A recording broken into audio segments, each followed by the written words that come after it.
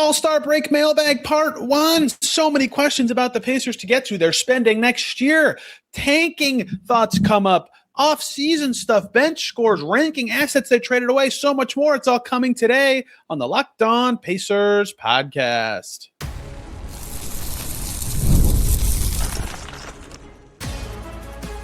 You are Locked On Pacers, your daily Indiana Pacers podcast, part of the Locked On Podcast Network.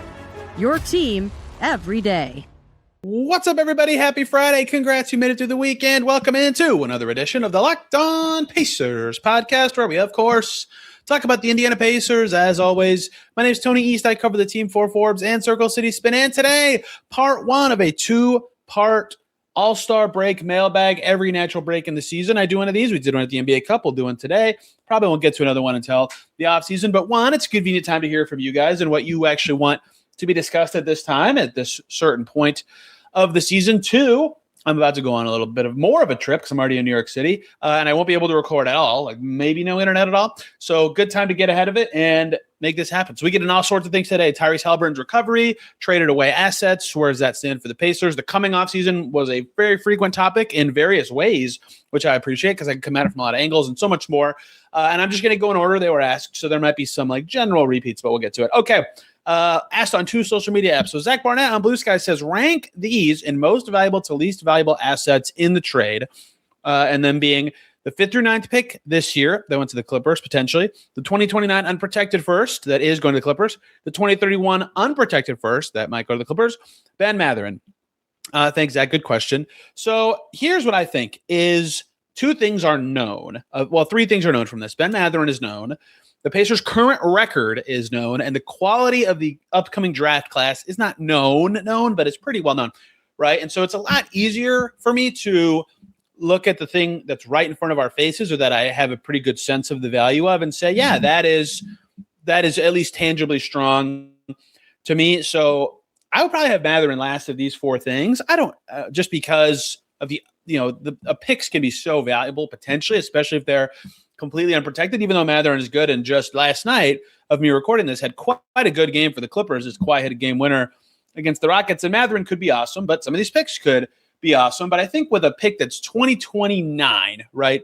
And that is, to be clear, after every Pacers contract that they currently have is expired, is unquantifiable. They could be awesome. They could be terrible. You just never know. People thought the Phoenix Suns draft pick this coming season would be one of the best assets in the league. The Suns are really good, right? People last year thought the Suns pick would be terrible. The Nets swapped their own pick for it, and then it was awesome because they were bad, right? You just never know with a completely unprotected asset. And so I think a good I was talking to somebody about this. A good default when it's that far out, when it's so many years out that you just don't know the quality of a team is average it at 15th, right? And that's reasonable, right? It could be 30th, it could be first. It's really hard to say. Now, when the 2028-29 season comes, the Pacers will have no incentive to tank or be bad. They'll have incentive to win. So the odds it's really good is a little lower just from incentives. But I think, me personally, we know that the coming draft is very good, and we know that the Pacers pick is at least somewhat likely or certain to be in the top 10, I would think, of the coming draft, and likely to be pretty high. So because of the quality of the draft, I think the way you typed them is actually maybe how I would rank them. Is just actually maybe I'm going to change that. I think one would be 5th through 9 this year. That's pretty valuable, but less valuable than the top 4, certainly. 2 would be 2031 unprotected. I just think the farther away you get from Pascal Siakam right now, from an age perspective, is probably has a better chance of being more valuable. 3 would be the 2029 unprotected first, and then 4th would be Mathurin. But he has a chance to obviously shake his way into this. Like if you pretend that all these picks, the average value is 15, some of you listen and valued Mathurin very highly at the trade deadline would say that you would not, you would value more than the 15th pick in a random draft, right? I wouldn't personally myself from a team building perspective, but he certainly has the potential to shake into something more than that and has been, quite good at times. His 2 games with the Clippers have shown both sides have been Mathurin so far, right? So that's a good question and very interesting. But the player who's about to be paid is, unless they're like a lock to be a starter or a lock to be a very good starter or stud, I think just has to be last. So, yes, that is my ranking of that. That's a really interesting question, though. I wonder what the Clippers would say about the 29 and 31 picks, because clearly they wanted to go farther out, right? The Pacers could have had it so if it wasn't 5 through 9 this year, it'd be the 2027 first. But the Clippers are probably like, no, you're probably going to be good. We don't want that, right? So certainly the distance out is telling of the belief in the Pacers and their ability to build a good team in the current era versus future eras. And if they get a really high pick, if the Pacers get 1 through 4 in the coming draft, the odds of those 29 and 31 picks being good goes down, right? They would potentially have a good rookie who could be a torchbearer for those teams and make that pick worse. So there's a lot of actually interlocked factors with this, but I think my answer was pretty good. At Chris396, also in Blue Sky, says, any impressions from you on Tyrese Haliburton's recovery? Are media able to see him practice regardless? How do you feel he'll be going into next year? And then also curious if Tatum's potential return holds any weight for him and what's to expect from Tyrese's recovery. So all good questions. I have not seen like a full Tyrese Haliburton is playing 3-on-3, 4-on-4, 5-on-5, 1-on-1, anything since he got hurt. I have seen a couple times. I posted a couple of these, right? So he was doing that stretch in January, some home games. I don't think he's done it every game or hasn't done it all the time since, where he was actually going on the floor pregame and shooting a little bit. And so you can see the slight difference in his build and the little differences between the girth of his legs and, all that kind of things to know where he's at recovery wise, but he is capable of playing on the floor, taking jumpers, moving, all sorts of things like that at this stage. And I appreciate two things that he's doing. One is in his season off, he is going on Amazon Prime and multiple times sharing where he's at with his recovery. He does not have to do that. A lot of players who are out would not do that, right? When's the last time you heard from Damian Lillard or DeJounte Murray at all, right? Tatum he just practiced with the main Celtics, so he spoke on the record, but it's very rare. If a player's out, they don't have to do media. Tyrese does not have to do media, and he is choosing to go on Amazon Prime to do so. The other thing he's doing with his photography/videography team is they're posting these insight clips. You can see those on his Twitter feed. I think his Instagram has them too. I'm not as well versed in Instagram, unfortunately. But you can see like Isaac Jacob, Pacers assistants in a lot of those. I don't know what gym they're specifically at, but you can see them working a lot. And, in those, the thing that always stands out to me is the first time he dunked, many of you remember this, he put a video up of him dunking. He jumped off both legs, right? So the one that was not injured and the Achilles that was healthy was a part of that jump. Then he had the one where him and Rick Carlisle high-fived after he jumped off the injured Achilles, the torn one, or the recovering one, whatever you want to say. So those are the signs of progress that you can now see from him. I mean, so I have personally, besides what I have posted of him doing pre-game on-court work, have not seen him, and he probably isn't even doing a lot of this, actual contact or multiple player versus multiple player kind of things yet. And I don't know that he should, right? Because if he's not returning this year, he has a huge buffer before the next season starts to actually take this quite slowly, right? I think this All-Star break is pretty meaningful for him, right? He's been in Indiana rehabbing so much that he can, explore his horizons a little bit. So that's obviously good for mental recovery too. It's very isolating at times to always be rehabbing. How do I feel he's going to be going into next year? I kind of shrug. We saw Isaiah Jackson this year where, did anybody walk away from Isaiah Jackson getting traded and going, wow, he was completely unathletic or slower or less impactful in that way this year? That was not his problems at all, right? He was so foul prone, still very jumpy on defense. He's still a fine backup center, but was largely the same player he was before the injury. If Tyrese is the same player he was, the Pacers would be thrilled. Everybody expects and should a little, obviously, some drop off. I always recite this quote when I talked to Jahlil Okafor, who was with the Pacers G League team last year and got the one game for the Pacers. He tore his Achilles in 2023 or 24. I can't remember. I'd have to go read my own story. It has to be 23. And he was back playing again in 9 or 10 months. But he said he did not feel like himself for a year and a half on the floor. So that is also a reason for Haliburton to wait till the following season.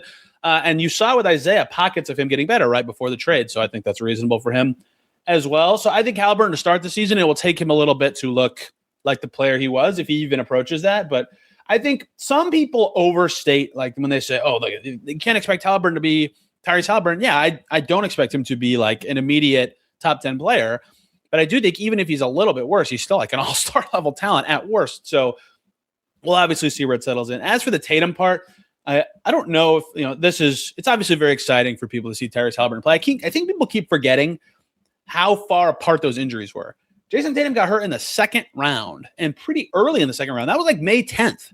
Haliburton finished that round, then another round, then 6 of the 7 games of another round.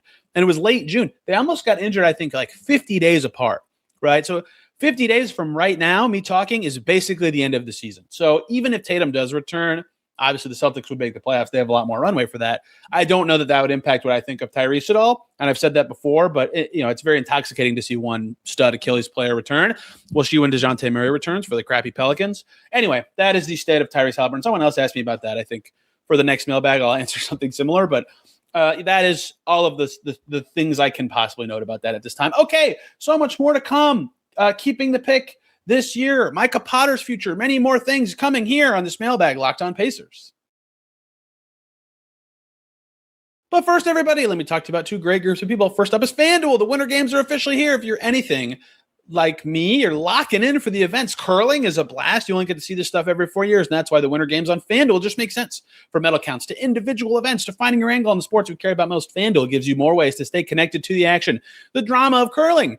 They start slow, they get intense so fast. Speed skating is a hoot. Hockey feels different right from the opening faceoff. Even niche events become must watch when you're locked in, and FanDuel keeps the entire Olympic experience engaging from start to finish. The Winter Games are on. There's no better way to follow them than with FanDuel. FanDuel, play your game. Let me also talk to you guys about Indeed. Hiring isn't just about finding somebody who's willing to take the job. It's about finding the right person with the right background who can actually help your business move forward. And if you want candidates who match what you're looking for, Indeed Sponsored Jobs is the move, because instead of hoping the right person stumbles across your post, Indeed helps you match with quality candidates. They boost your job listing to people who fit your specific criteria, life skills, certifications, location, whatever.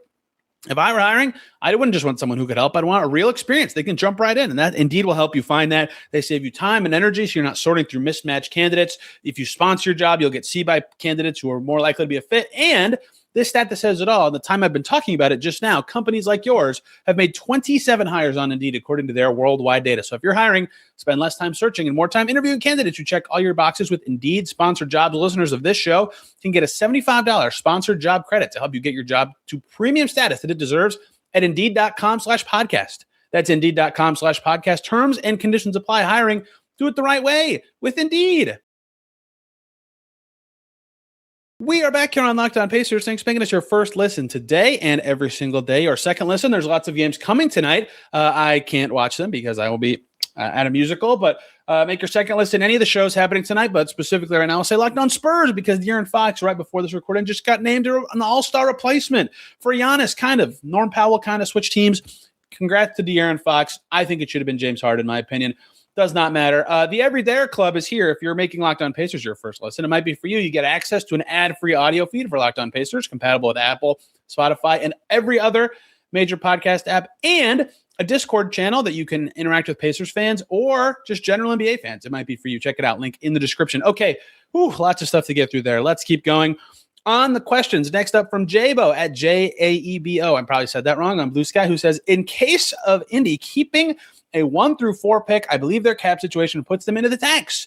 Do you think the Pacers would pay it? Or move some players to duck under the tax again? If so, who? Great question. And the answer is almost certainly yes. I'm going to be kind of high level on this because there's a very similar question coming later, and probably again in the next mailbag. They all have slightly different phrases, but right now, with the commitments the Pacers have to their guaranteed contract players, yes, next year, they got Zubacin and his trade bonus. They see raises for Jarris Walker and Ben Shepherd by reaching the 4th year of their rookie deals, and then slight raises for everybody else. It gets expensive pretty quick. With 11 currently guaranteed contracts, there are 4 free agents being Kobe Brown, possibly Micah Potter, possibly Cam Jones. Those 3, just the 11 guaranteed contracts is $149.3 million in salary. The luxury tax line is $201 million.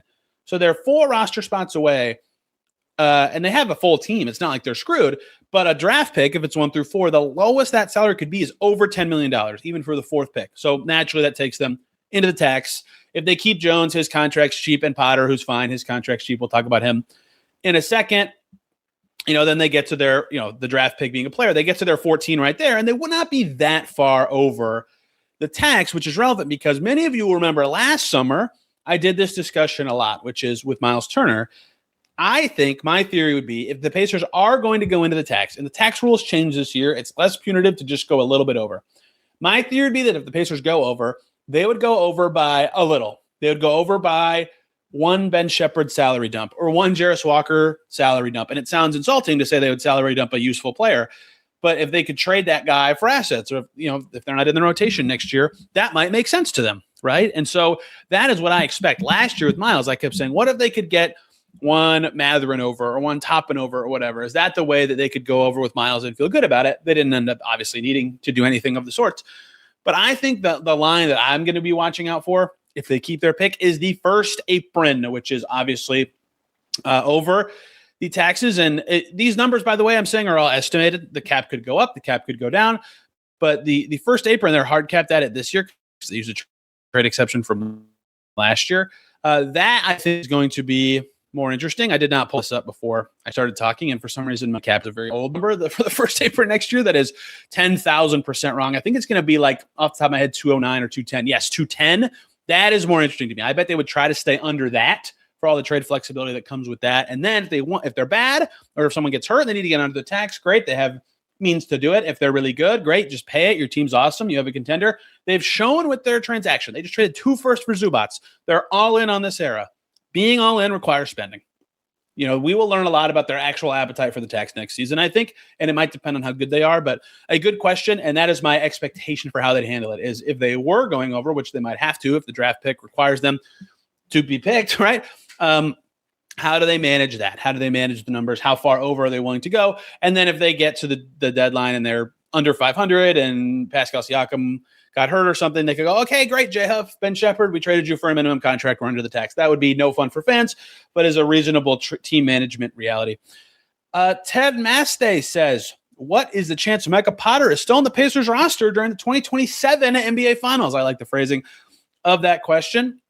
And then he says, along with Q, impossible not to root for Potter. But I think you've said his contract allows the org to walk away from it with no hit next season. I could be wrong. I'll hang up and listen. That is correct. If you recall Tony Bradley's contract last year, same structure, team option and non-guaranteed. So I explained this very poorly and wrong last year, saying that Bradley would get maybe cut and re-signed in a lower deal, but they could pick up the team option, bring him to training camp, and if he stinks or isn't useful, they could waive him for no cap hit. So there's lots of ways that Potter would not be on the team next year, but the reason he would be is he's played kind of well, right? There's a good time for this question to come through because he just had a career high in scoring and played quite well in that win over the Nets in that fourth quarter. He had 10 points and 5 rebounds in the fourth quarter of that game, right? That's very impressive. That's a good game for a backup center. He's clearly capable of something. The other value he provides that Tony Bradley didn't last summer is he can play the 4 a little bit also. If they get in a pinch there, that little bit of positional versatility for a team that's expensive really matters, right? It helps you with lineup flexibility. You don't have to sign certain players at certain positions to build out your team. And so, look, I think he's played well enough. And, Isaiah Jackson is now gone. They at least considered, he could be the third center for the cheap. Now, if they're going to be fighting the tax next year, right? With Tony Bradley, I thought he would potentially get cut. And if they brought him back, they'd do it for cheaper. It didn't end up mattering after Miles Turner left. Next year, there's no free agent of note that would really screw up their tax situation. It would be even more logical for them to potentially waive Potter and then just immediately re-sign him on a cheaper contract. They would save something like $500,000 against the tax off the top of my head. I don't remember the vet min next year, which is always awkward to explain to people, but it at least would have value to them. But is there, even if they don't make the finals, we can just use next year's finals as a benchmark. Is it possible he's on the team? Yeah, absolutely. He's at least halfway decent. And the thing I keep saying is, He might be on a little on the small side to be like a full-time backup 5. That's why it matters that he can shoot and play the 4. But he doesn't stink at like anything. He's good enough on the glass. He's mobile enough. He can shoot well enough. The ball never sticks with him. He defends and plays hard on that end of the floor. That's a useful player, right? That is it. They plucked him out of the G League in a pinch for like a 3-game tryout while they determined if he should stick past the guarantee date or if they could bring back James Wiseman or whatever. And he's been great. He's earned the spot that he has. So he's going to be on the team the rest of the year unless they waive him, which would make no sense to me. He can't be traded this season. It's already past the trade deadline. So unless he's like thrown in for cap reasons into a trade, which is the reason they would want a non-guaranteed contract in the summer, is there a chance he's still on the Pacers roster? Yeah. Yes, I would say there is a chance, and it's not even like a small chance. Like it's a reasonable chance if they draft a center, if a center is available in free agency, if they want someone better for their backup 5, maybe things could all move around. But like Hub is cheap too, and having 3 centers. If 2 of them are rotation caliber and very cheap, that's extremely valuable for team building, especially if they can both shoot and one of them can play the 4. They played together, and it didn't look bad 2 games in a row. I think that's of at least some note for the Pacers. That could influence how they handle their two-way contracts. There's all sorts of positive considerations that Potter's versatility and successful play has kind of allowed them to navigate. So he's been a success story this year. It's his first standard contract. He's played well and earned his spot. But he also has been like, hey, maybe this should be a guy on the team next year. So we'll see how that shakes out. There'd be no reason to waive him early. If they wait longer, there's less other teams that could claim him or anything like that. So we'll see. That will certainly be a topic in the summer that is worth exploring, and certainly exploring right now because he's playing quite well. A couple more to get to today, more about next year's spending, bench scoring role, and many more things coming here on Locked On Pacers. But first, everybody, we got to talk about game time. There's nothing like being in an NBA arena, the crowd, the energy, the moment. Getting tickets, though, that part has not always been so simple. That's why Game Time has become the go-to app for scoring tickets fast without the hassle. Puts the advantage back where it belongs with the fans. You pull up the Game Time app, you pick an upcoming NBA game, boom, you'll have tickets locked in within minutes. You can see the all-in price up front. You can see the view from your seat. They have zone deals that help you pick certain sections and areas and last-minute options, even for NBA games. Everything feels quick, intuitive, and stress-free. So take the guesswork out of buying NBA tickets with Game Time. Download the Game Time app, create an account, use the code LOCKEDON for $20 off your first purchase. That's code LOCKEDON for $20 off. Download the Game Time app today, and remember, it's gametime.co, not .com. We're back here on Locked On Pacers, part of the Locked On Podcast Network, the biggest podcast network there is. And thank you for making us your first listen today and every single day, your second listen. Locked On Cavs here. Danny Cunningham complained that James Harden has not been an all-star replacement. He should be. He's played quite well this year. Barring injuries tonight, I think they're done with replacements. My gosh, there's so many. Fox, Ingram, Kawhi. I think there's a fourth one. My goodness, it's been so many with injuries this year. Is that not a red flag for the league? Anyway, Locked On Cavs will have more on James Harden not being an all-star despite playing quite well this year. Better than last year when I think he was an all-star. At Prof XB Ball, the Xavier professor on Twitter says, following Ben Mathurin, following Ben's departure, is the leading bench scorer for next season currently on the team. Any predictions on extension likelihood numbers for Siakam, Nembhard, and Walker? Are you surprised at the level of investment the front office made in next year before seeing Tyrese play? The first one, yes, absolutely. The bench scorer question is a big one for next year, and that's twofold. That's one, because Ben Mathurin is not on the team anymore. Two, because maybe subtly one of the more important things that's happened this year is TJ McConnell showing signs of aging, right? He doesn't get to the free throw line as much. The shots that he makes, he can still get the jumper up, but the at the rim ones are certainly down. They're going to have, if you pretend their second unit next season is going to feature McConnell, one of Shepherd and Walker, Toppin, and Huff, those are good players. I don't think that group would be bad. They're not all going to play together all the time, but they'll probably have to mix and match a little bit more, or rely on Andrew Nembhard's growth as a creator the last couple months or something like that to make that all click. Now, it's possible that their draft pick is that guy. It's possible they have a little bit of subtax space if they don't get their draft pick to get someone else in the door.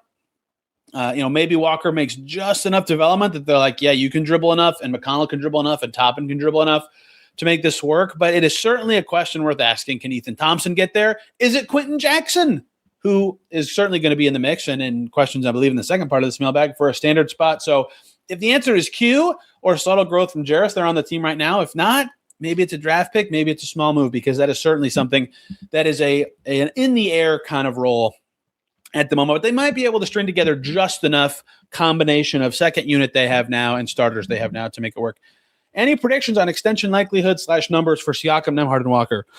I would say Walker, low chance, not because he hasn't been good, but just what is the number? Guys who are good but less proven, it's just hard to figure out exactly what that should be. His highest moments, he looks like a pretty good rotation quality forward / wing. That's very valuable. That's at least 8-figure salary a year kind of player. At his worst, he's throwing the ball over the gym. Now, he's obviously playing very well for 2 months now. Over half the season, Jarris Walker's been good. He's a good player. He should be in the mix for them next year. But what should he be paid? It's hard to say. If he balls out next year, he could be worth more. If he doesn't, who knows? It's a very similar situation to Mathurin last year without as many trade question marks. So I don't know about that one, but I would say less likely extension. Nembhard and Siakam. Nembhard is tricky because I'm not even sure the max extension is worth it for him to take. I have it listed that a 40% raise would be 3-year, $95 million extension. That's probably within his ballpark. I don't think he would do that now. I think he would wait another year. And Siakam, his is 2 years. I have that wrong. 3 years, $197.5 million max. I don't think I would go that high as the Pacers. So they're both plausible. I think waiting a year makes sense for both. But I would like, if I'm the Pacers, I would be like, hey, Pascal, are you interested in a 1-year max extension for 2028-29? That would give him like $61 million that season. Some of you go, whoa, that's so high. He'll be 34, 35 next year. But if I know I can line him up with Haliburton and just make this version of the Pacers era very clean, I might be willing to do that as the team, or at least I'd broach the subject. And I talked about the extension offerings and why that's a key trade deadline topic earlier this week. But I would say if they're going to do a multi-year, 2-year thing with Siakam, 2 for 100, something like that, Nembhard, 3 for, I don't know, 26 to 30 million a year, something like that. Walker, I just shake my head. I have no idea. Am I surprised at the level of investment the front office made in next year before seeing Tyrese play? No. No, I am not. Because of what I said earlier, I don't think he's going to be quite as bad as people think. It's possible, but the modern Achilles recovery has not been as damaging as it was before. I don't think that being super fast or springy was even like a huge requirement for his success. His basketball IQ and shooting are the basis for most of the things that he's able to do. And lo and behold, I think that even a no Haliburton, I predicted this year's team would win 40 games. And obviously a million things have derailed that and made me look like a moron. But you add Zubac to that alone is a 45 to 50 win team, especially if they get a top 4 pick in there. They might not be a helpful player in year one, but something you're confident in building. So no, I'm not surprised at all that they were willing to invest in the group they have. They have good players now. Like since New Year, since the year 2026, they've been a good team. Like I think they're 500 since New Year's. I actually should have done that math before talking. Like they're playing good ball. So since February 2nd, they've played 21 games and they have 10 wins, right? So they're basically 500 this year. Now, with the injuries they've had, no Toppin or Haliburton. So you add, even if Haliburton is way worse than last year, you add all three of those two plus Zubac, yeah, I'd be willing to do that. Even if it's not the best team in the East, it's a good team for a couple of years. It's less prudent to do, but it's still worth doing, even in the worst case scenarios. Last one for today is from Epic Slay at _Epic Slay, who says, assuming the pick conveys to the Clippers, how much money do the Pacers have for free agents before going into the tax? So this is slightly different than asked earlier. Your best guess on if they'd go into the tax for this title window, I did kind of touch on that one. And if yes, what's the max they're allowed to spend without a trade on a free agent? Okay, so let's unpack this. If they don't get the pick, the opposite of the earlier question, how much would they have for free agents before the tax? It depends, but if they don't have Cam Jones, they have no first rounder or second rounder, like $7 million before the tax. But if they spend all $7 million, they would not have a full team. So it's probably like 5 or 4. It's not very much. If they want to get a real impact guy in free agency, they'd probably have to trade away one smaller contract in the Walker Shepherd range. In fact, it's basically just one of those guys, unless you're willing to move McConnell, which I don't think they would do. So if you want a real impact add for the Pacers in free agency, you'd probably be moving one of those guys, but the player you would add would probably be in their role. So what's the real value of doing so? I think their free agency plan probably does not involve adding someone very good, but maybe minor pieces like last year with, some backup point guards and fives and things of that nature. Do I think they'll go in the tax during this title era? I touched on that earlier. I think they should be willing to, given the moves they just made for Zubac. Do I think they're actually going to? We'll see. I mean, in my lifetime, it's been very rare. And in the last 2 decades, it's been a no, I believe, the whole time. And it'll be very telling. If they don't now, then it's probably safe to assume they probably never will. My best gut feeling is they'd be willing to go a little bit over, especially if they're very good next year. But I think they'd like to dabble in and not be so far over that they can't get out easily, like I mentioned earlier. But if they are, what's the max they're allowed to spend without a trade on a free agent in this coming summer? So that's a good addendum, because I did say trading away Walker and Shepherd. That goes back to the first apron thing, because if you use your full non-tax mid-level, you are hard capped at the aprons. I think that I might have the apron wrong there. I need to open up more tabs, but I try to think out loud for mailbags. So it'd be something like, if they're not hard capped, less than what I'm about to say, 14-ish million on one player, 13-ish, and then 2 minimums, and you fill out your team. So that's plausible. That would take them like 9 or 10 million over the tax. That would be the best way for them to add someone good without trading someone away, but it would come at a cost of an expense, and then that player would immediately be the biggest trade candidate to get out of the tax if the team really struggles. And that, my friends, is part 1 of the mailbag. Part 2 will come out on Monday. Tuesday, we'll talk about All-Star. I want to talk about Pascal playing in it. I want to talk about this format and see how it actually goes. Other things of All-Star weekend. Wednesday, I want to talk about the moves the Pacers can still make this season. And the trade deadline is passed, but it's not over. That's always a fun one. And then they're back to games next Thursday. So really fun All-Star break incoming. Hope you guys enjoyed today's show. You can find me on social media at Tony R. East, this podcast at Locked On Pacers. Have a great weekend. Enjoy the All-Star game back Monday, talking more about this team and this season. Till then, everybody have a wonderful day.